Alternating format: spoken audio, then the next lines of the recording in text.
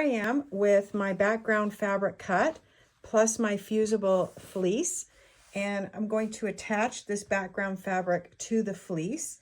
And the fusible fleece doesn't have to be that much larger than the pillow back top because it's fused for one, and also we're working on a very small scale here, so we don't need a lot of extra on the side. So I do have my ironing mat under here, and then I'll just use my iron to go over this to get it on attached to the fusible. And you just have to go over it pretty lightly, and it doesn't take too long to get this attached.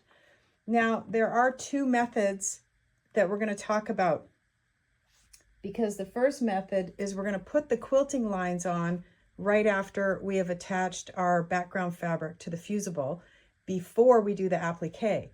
And then method two, we're going to attach the applique and then do the quilting lines at the end. Now I'm at the machine and I've loaded up my machine with some purple thread. I'm going to use my regular J-foot for this. If you have a walking foot and you like to use it, you can use a walking foot for this.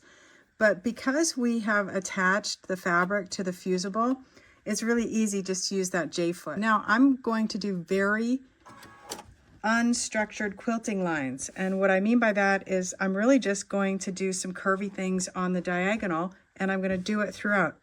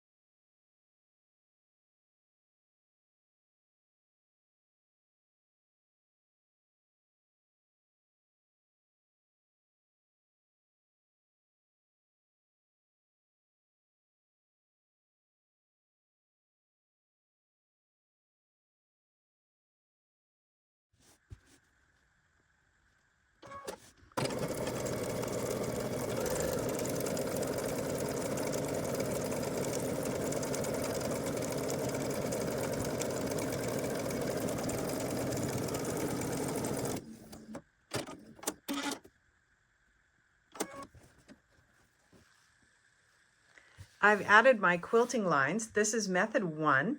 And now that I have my quilting lines on, I'm going to put my applique on top of this, and we'll get ready to do that in just a moment. But I am going to show you method two.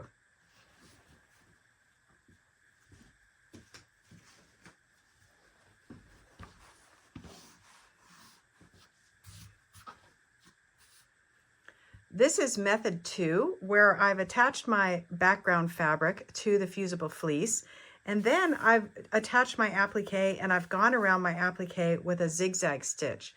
My final step will be to do some quilting lines around the white space of here. Now I could get a little bit more of a matching thread and quilt even throughout this whole section, which I may do. I still have a moment to think about it. Or I could just focus on doing a few quilting lines throughout this white area here in maybe a more neutral color, or I might use purple again. Again, these are all little decisions and choices that you can make to make the project uniquely yours.